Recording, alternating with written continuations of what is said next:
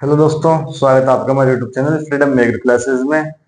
मैं अंकित आज आपको पढ़ाने वाला हूँ जो अपने एग्रोनॉमी का जो पिछला लेक्चर था उसका बचा हुआ पार्ट। तो पिछले लेक्चर में जीवांश खाद्यों का वर्गीकरण देखा था, तो आज देखेंगे कौन कौन सी जीवांश खाद्य हैं। तो उस लेक्चर शुरू करने से पहले देखते हैं आज का मोटिवेशन कोड। किसी काम को शुरू करना कठिन होता है, यानी कि कोई काम कठिन होता नहीं, सिर्फ उसकी शुरुआती कठिनाई से होती है। वरना कोई भी काम ऐसा नहीं जो कठिन है। तो अपन उसकी किसी काम की शुरुआत करते हैं ना, तो वही कठिन होती है। अगर एक बार शुरुआत हो जाती है तो वो काम इजी लगने लगता है। तो इसी के साथ आज के लेक्चर की शुरुआत करते हैं।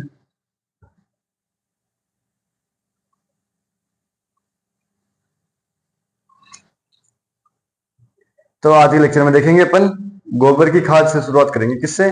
गोबर की खाद।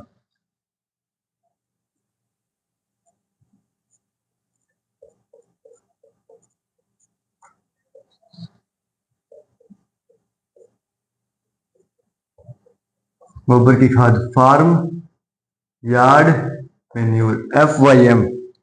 तो पहले तो इसके देखेंगे कि गोबर की खाद होती क्या है। यानी कि गोबर से प्राप्त होने वाली खाद, यानी जो जानवर जो गोबर करेंगे उनसे जो भी खाद प्राप्त होगी वही क्या है, गोबर की खाद। तो अब देखते हैं कि इसको बनाने की विधियां क्या देखेंगे, गोबर की खाद बनाने की विधियां। तो इसमें देखेंगे हम विधियां, निर्माण की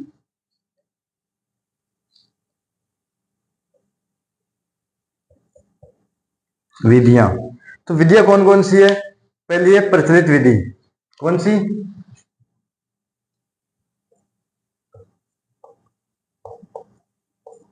प्रचलित विधि। अब प्रचलित विधि तो यानी कि प्रचलित है ये विधि पूरे भारत में, जो पूरा भारतवर्ष है उसमें यह विधि बहुत ज्यादा प्रचलित है। लेकिन क्या ये दोषपूर्ण विधि है? क्या है?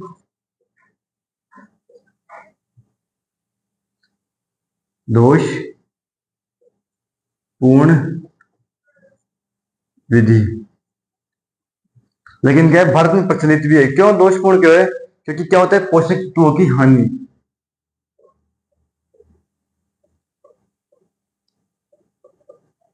पोषक तत्वों की हानि, तो ये होता है इसमें। फिर बात करते हैं दूसरी विधि, संशोधित गड्ढा विधि। 2 नंबर पे संशोधित गड्ढा विधि। इसमें क्या लगा हुआ है, संशोधित, यानी कि जो ऊपर वाली प्रचलित विधि है इसमें संशोधन किया गया। और संशोधन करके क्या बनाई गई, संशोधित गड्ढा विधि। यानी कि इसमें क्या किया जाता है, गड्ढा निर्माण किया जाता है। क्या करते हैं? गड्ढा निर्माण। और गड्ढे की क्या होती है, लंबाई होती है, चौड़ाई होती है और गहराई होती है। तो लंबाई लेंथ, ब्रॉड चौड़ाई, एंड डेप्थ गहराई कितनी रहते हैं? 3 × 2 × 1 मीटर क्यूब। आई समझ? तो ये क्या है, संशोधित गड्ढा विधि। इसके बाद हम तीसरी विधि लेते हैं, ट्रेंच एंड नाली विधि। ट्रेंच या नाली विधि। तो जो प्रचलित विधि है उसमें होता क्या है, देखो एक बात समझो। ये जैसे धरातल, इसी के ऊपर डायरेक्ट गोबर की इकट्ठा कर लेते हैं, तो वही 2-3 महीने बाद या साल भर बाद तैयार होकर के आ जाती है। तो दोषपूर्ण भी यही है। तो अब बात कर रहे हैं ट्रेंच विधि। इसमें क्या होता है कि जो ये गड्ढा विधि है, तो इसमें तो क्या करते हैं, गड्ढा करते हैं, लेकिन इसमें क्या होगा, नाली बना दी जाती है। नाली मतलब जिसकी लंबाई है इस गड्ढे की, वो क्या कर दी जाती है, लंबाई तो 6 मीटर, चौड़ाई 1.5 मीटर और गहराई 1 मीटर। इस वजह से इसको ट्रेंच एंड नाली विधि कहते हैं। और ये विधि किसने थी? CN आचार्य ने डेवलप की थी। CN आचार्य ने ये विधि डेवलप की थी। तो इसमें क्या है कि गोबर की जो खाद है 60 दिन या 2 से 3 माह में तैयार। तो ये है अपनी क्या, ट्रेंच विधि। ये क्या है, सबसे बेस्ट मेथड है, सर्वोत्तम विधि। तो ये तो हो गई अपनी विधियां। तो विधियों में तो कोई दिक्कत होनी नहीं चाहिए कि अपन थ्योरी तो नहीं अपने को तो सिर्फ मोटा मोटा याद रखना है कि ये गड्ढा की लंबाई चौड़ाई दी किसने, तो देखने या थ्योरी तो पूछता नहीं इस वजह से। अब देखते हैं गोबर के खाद में एनपीके रेशियो, एफआईएम में एनपीके रेशियो अनुपात किसका, एनपीके का। तो नाइट्रोजन, फास्फोरस और पोटेशियम, इनका अनुपात देखेंगे कितना होता है। तो नाइट्रोजन तो होता है 0.5%, फास्फोरस इसकी आधी 0.25%, और पोटेशियम इसकी डबल, इसकी 0.5%। तो ये क्या है, एनपीके रेशियो इन गोबर खाद। तो ये यहां तक तो मेरे साथ किसी को कोई दिक्कत ही नहीं होनी चाहिए कि अपन इतना इजी चल रहे हैं अभी तो। फिर आगे बात करते हैं हम गोबर की खाद का प्रयोग खेत में कब करते हैं। तो गोबर की खाद का प्रयोग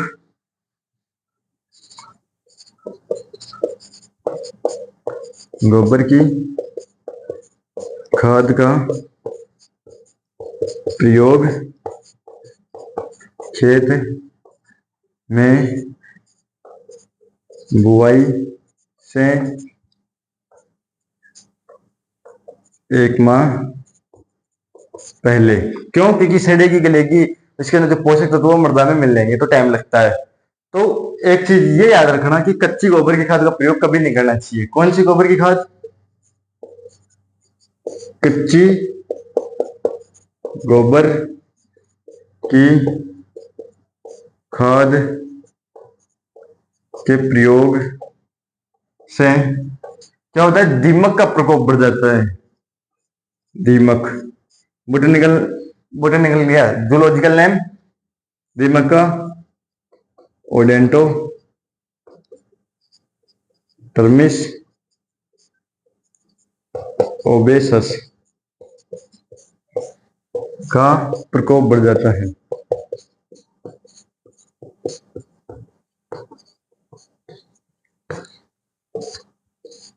तो कच्ची गोबर के खाद में कभी भी प्रयोग में नहीं लाना चाहिए। क्यों, क्योंकि दीमक का प्रकोप बढ़ जाता है, दीमक लग जाता है उस मृदा में। तो ये तो हुई बात। अब दीमक क्या है, जो एफआईएम है उसके प्रयोग कितनी मात्रा में करते हैं। एफआईएम की मात्रा हॉर्टिकल्चर को छोड़ के जितनी फसलें होती है ना उनमें तो कितना करते हैं, फसलों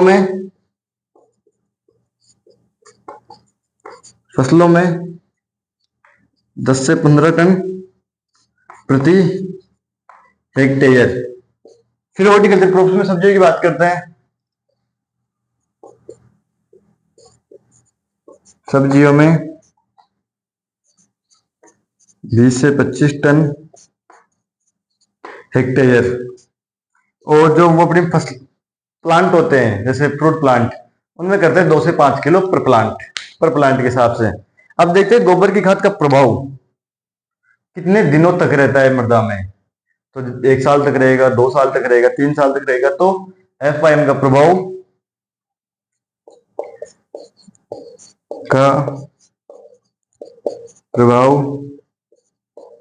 मृदा में कितने वर्षों तक रहता है, 2 से 3 वर्षों तक बना रहता है। कितने वर्षों तक बना रहता है, 2 से 3 वर्षों तक बना रहता है। तो ये तो ये अपने इसके प्रभाव की बात। अब देखते हैं कि एफआईएम के प्रयोग, यानी कि मैंने क्या बताया कि प्रचलित विधि। अब यही सबसे ज्यादा बार चलती है, सभी लोग इसको अपनाते हैं। इसमें होता क्या है कि ये दरअसल इस पे ये गोबर इकट्ठा कर दिया। अब इसमें क्या है, नाइट्रोजन का लॉस है वो वायुमंडल में हो जाता है।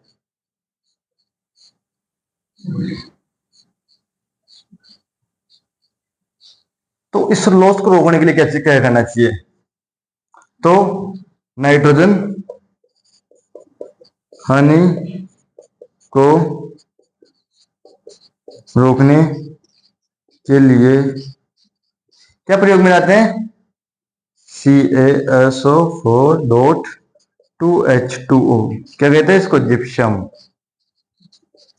जिप्सम प्रयोग में लाई जाती है ताकि नाइट्रोजन लॉस ना हो। तो ये अपनी गोबर की खाद कंप्लीट हुई। यहां तक अगर किसी को कोई दिक्कत हो तो बताओ कि क्या है, और जिसने नोट डाउन कर लिया तो अच्छी बात, और नहीं किया तो वो इसका स्क्रीनशॉट ले लो, फिर आगे चलते हैं आगे।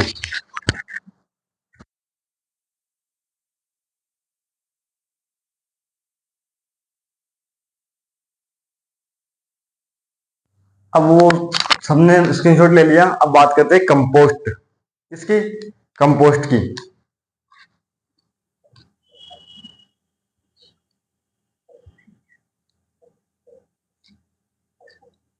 अब कंपोस्ट की बात करेंगे तो कंपोस्ट क्या है? कंपोस्ट एक जैव रासायनिक प्रक्रिया द्वारा वायवीय, एरोबिक व अवायवीय एनारोबिक दशाओं में जीवाणु द्वारा क्या की जाती है? तैयार की जाती है। तो इसकी डेफिनेशन लिखवाऊं तो लिख लो, एक काम करो कि कंपोस्ट एक क्या है?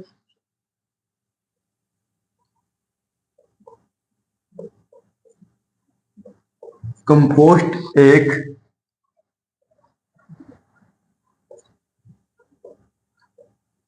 जैव रासायनिक प्रक्रिया में वायवीय, एरोबिक व अवायवीय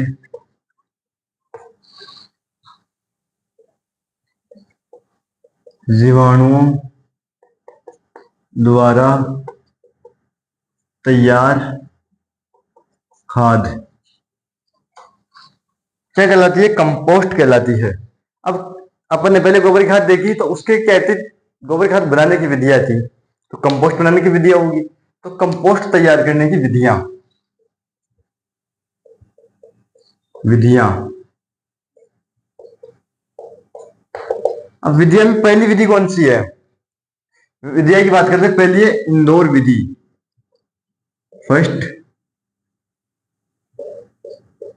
इंदौर विधि। तो इन विधियों के अपन पूरा विस्तार से थोड़ी तो नहीं पढ़ेंगे, लेकिन इनके बारे में कुछ स्पेसिफिक जानकारी, जैसे किसने विकसित की, तो विकास किसने किया इसका? विकास किसने किया इसका? ए हावर्ड और यशवंत डी वार्ड। ए हावर्ड व यशवंत डी वार्ड। इसने तो क्या किया? इसका विकास। विकास के बाद क्या बात आती है कि कहां विकास किया, विकसित कहां की गई? कहां की गई ये विकास इसका विकसित? Institute of plant nutrition, Indore. कहां की गई? कहां की गई? इंस्टीट्यूट ऑफ इंस्टीट्यूट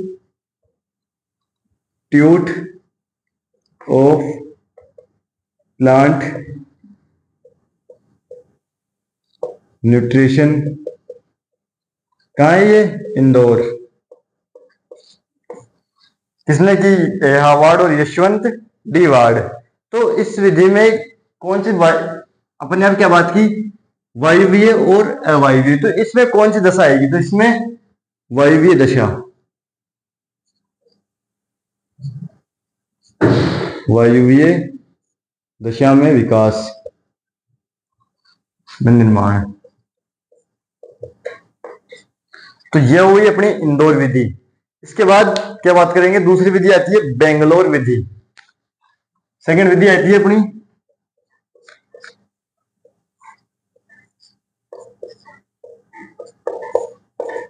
बेंगलोर विधि। तो नाम के हिसाब से पता चल रहा है कि इसका विकास बेंगलोर में हुआ, लेकिन किया किसने? तो इसका विकास किया सी एन आचार्य ने।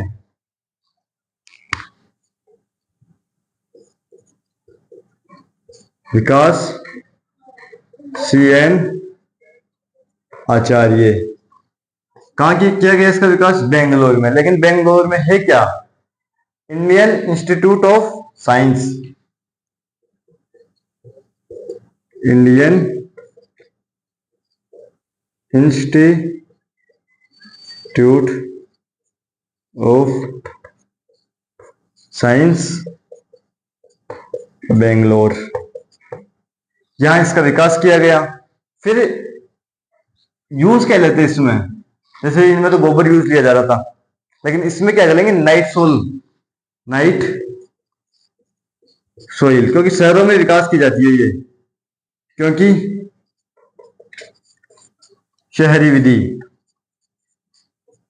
अब शहरों में जानवर तो पाले नहीं जाते इतने कि वहां से गोबर मिल सके, तो जो मनुष्य की जो मल होता है, नाइट सोइल, तो उससे तैयार की जाती है, नाइट सोइल से तैयार की जाती है। और ये अवायवीय दशा, यानी ऑक्सीजन की एब्सेंस, तैयार, क्या कि जो एब्सेंस में तैयार तथा पोषक तत्वों का नुकसान नहीं होता, तो वो चीज तो लिखवाने की जरूरत नहीं है। अब यहां तक समझ आया नहीं आया कि इंदौर विधि इंदौर में विकसित, बेंगलोर विधि बेंगलोर में विकसित। अब बात करते हैं कि इस विधि में पलटना ना पड़ता बार बार, यानी कि जैसे जो वो नाइट सोइल है ना, उसको बार बार पलटना नहीं पड़ता, तो लिखवाने की जरूरत नहीं। तीसरी विधि है नेडेफ विधि। कौन सी?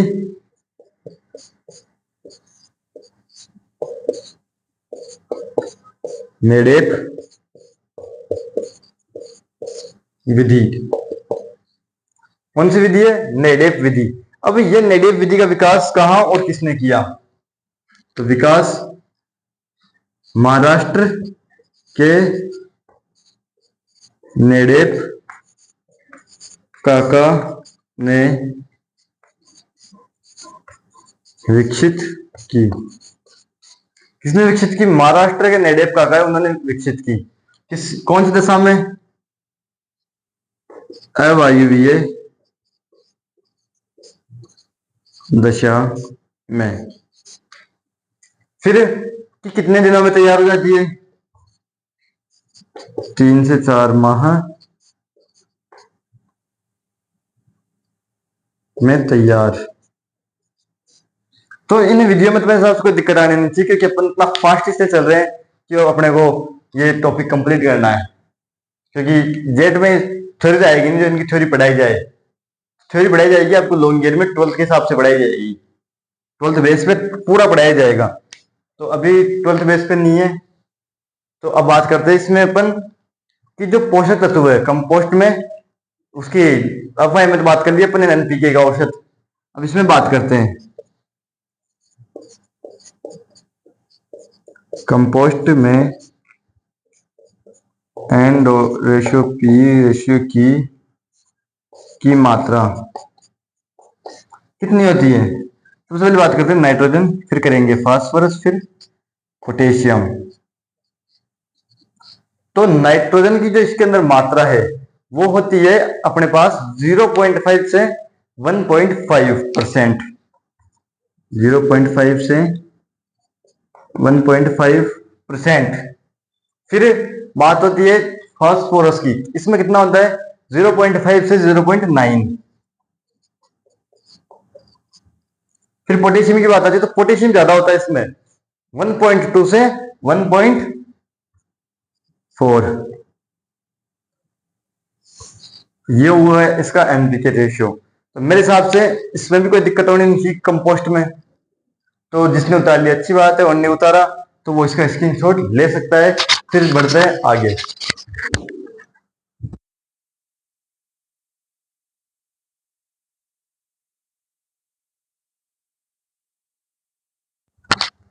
चलिए स्क्रीनशॉट, अब देखते हैं आगे। तो अफाइम की बात कर ली, कंपोस्ट की बात कर ली, अब बात करेंगे इसकी वर्मी कंपोस्ट।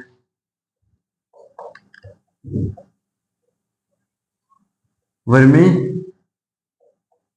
कंपोस्ट। अब वर्मी कंपोस्ट होती क्या है? वर्मी का मतलब जहां वर्मी लग जाए वहां केचुआ शब्द आता है, वर्मी, केचुआ। तो केचुआ कंपोस्ट मतलब केचुए से तैयार कंपोस्ट, यानी केचुए से तैयार खाद। तो क्या है? केचुए से तैयार खाद, केचुआ खाद। फिर इसमें कार्बनिक पदार्थों की मात्रा किससे ज्यादा होती है? कि जो कंपोस्ट थी FiM उससे ज्यादा होती है। तो जो इसमें केचुए से कैसे तैयार होगी? केचुए के मल से। इसका मल, केचुए के मल से तैयार, नहीं, केंचुए क्या करते हैं, गोबर की खाद भी छोड़ देते हैं, वो गोबर को खा करके अपना मल त्याग करते हैं, वो खाद कहलाती है केंचुआ खाद। अब इसमें एनपीके रेशियो की बात पहले कर लेते हैं कि एनपीके रेशियो कितना होगा।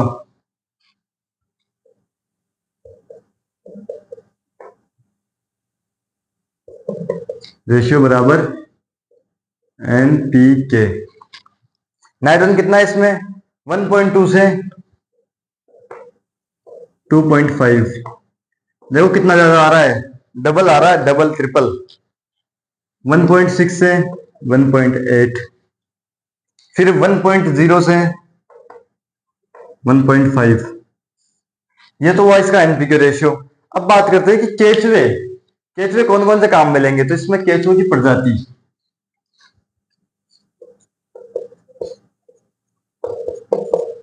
केचुओं की प्रजाति।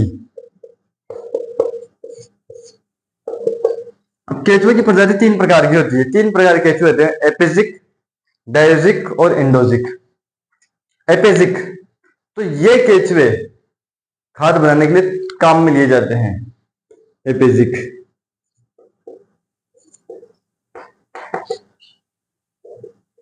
खाद निर्माण,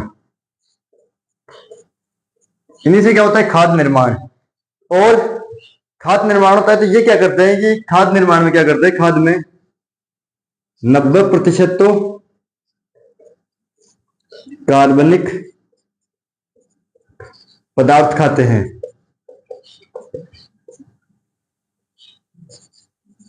वह 10% मृदा।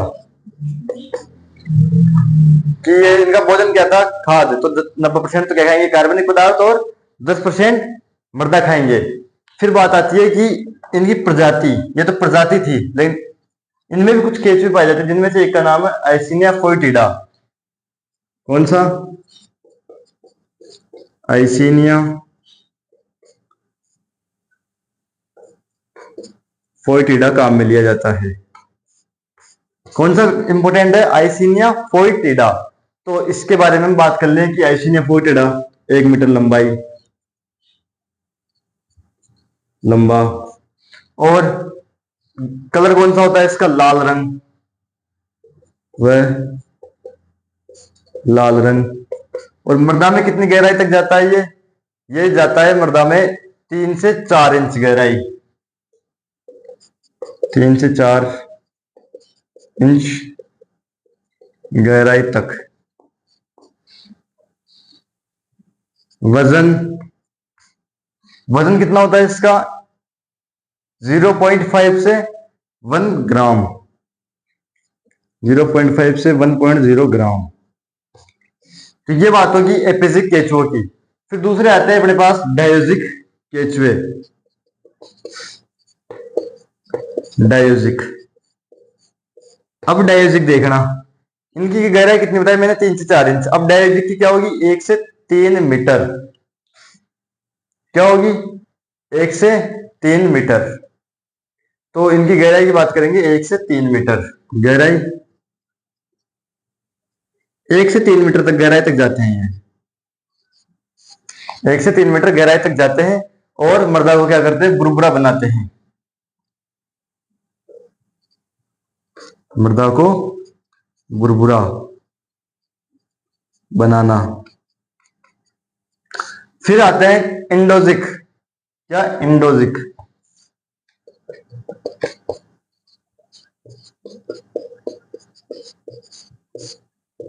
इंडोजिक, अब इंडोजिक क्या है, 3 मीटर से ज्यादा गहराई तक जाते हैं।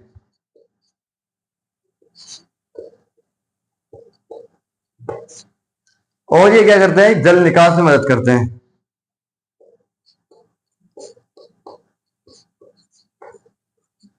जल निकास में मदद। तो ये हो गई केचुए की प्रजाति की बात। अब वर्मी कंपोस्ट तैयार कैसे की जाती है, तो इसकी विधियां तो एक ही विधि है कि कैसे तैयार की जाती है। तो वो तो अपन यहाँ लिखवाएंगे नहीं, तो फिर भी मैं आपको एक बार बता देता हूँ अपने मुंह से, भाई केवल यहाँ पर लिखवाते नहीं, सिर्फ ऐसे समझा देता हूँ कि तैयार कैसे करते हैं। तो इसको तैयार करने के लिए क्या लेते हैं, एक छायादार स्थान लेते हैं। स्थान कौन सा होना जरूरी, छायादार, जहाँ छाया हो। अगर छाया नहीं है तो वहां पर आपको आर्टिफिशियल छाया लगवानी पड़ेगी, यानी कि जैसे कोई टिन हो गए, कोई घास फूस की छत हो गई, तो वो आपके हिसाब से आपको लगवानी पड़ेगी अगर वर्मी कल्चर कर रहे हो तो। फिर जहां पे आप कर रहे हो, इसका वर्मी कंपोस्ट बना रहे हो, वहां का टेम्परेचर होना चाहिए 25 से 30 डिग्री और नमी 30%। फिर जहां केचुआ खाद तैयार किया जाता है तो उसे क्या बोलते हैं, वर्मी बेड।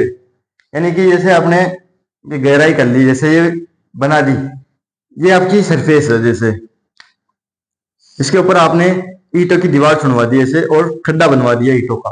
तो इसके अंदर अगर आप केचुआ पालन कर रहे हो तो ये जो ये बना है ना, ये जिसके अंदर आपने कार्बनिक पदार्थ डाला है, केचुआ डाले हैं, तो ये वर्मी बेड कहलाता है। इसका वर्मी बेड कहलाता है।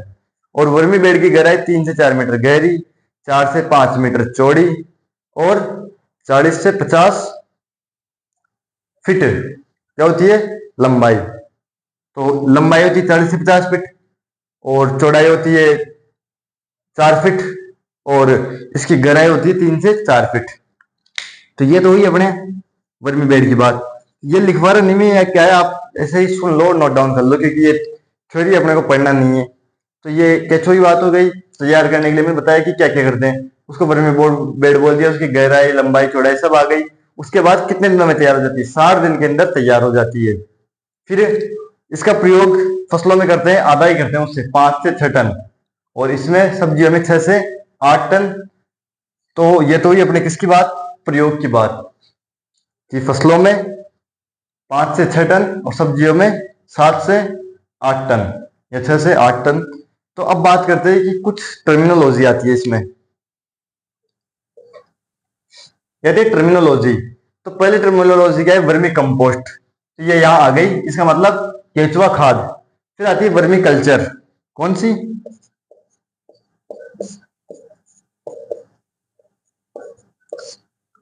Vermi culture. इसका मतलब क्या होता है, इसका मतलब है केचुआ पालन।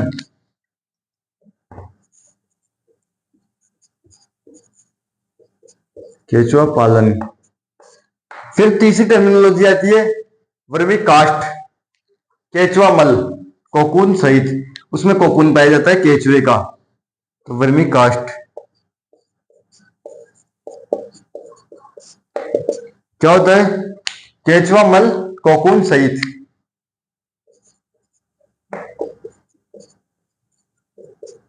केचुआ मल कोकून सहित, कोकून भी सम्मिलित होना चाहिए। फिर आता है वर्मी कंजर्वेशन, चौथी टर्मिनोलॉजी वर्मी कंजर्वेशन। तो वर्मी कंजर्वेशन। अब वर्मी कंजर्वेशन क्या होता है कि केचुआ खाद तैयार हो गई, तो केचुआ खाद तैयार होने के बाद केचुओं को अलग करना,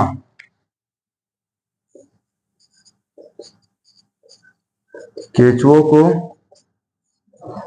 खाद से अलग करना, ये हो गई अपनी वर्मी कंजर्वेशन। फिर आता है कि वर्मी वाश, पांचवी टर्मिनोलॉजी वर्मी वाश। अब वर्मी वाश क्या होती है कि जैसे अपन बेड बनाए, वर्मी बेड बनाया, तो वर्मी बेड के ऊपर अपन पानी का छींटे छिड़केंगे, ताकि वो ना हो कि पानी की छींटे छिड़कने से जो वो पानी नीचे जाएगा, उसको बोलेंगे वर्मी वाश।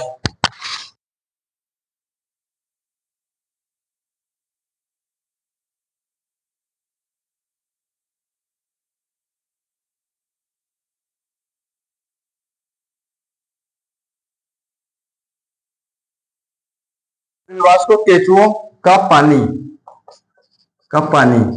फिर एक चीज एक ये याद रखना कि इसके अंदर कि केचुओं को क्या कहते हैं, किसान का मित्र। केचुओं को किसान का मित्र कहते हैं। तो ये यहाँ पे आज का लेक्चर खत्म हुआ, फिर मिलते हैं अगली क्लास में। तो आज के लिए इतना ही, थैंक यू, धन्यवाद।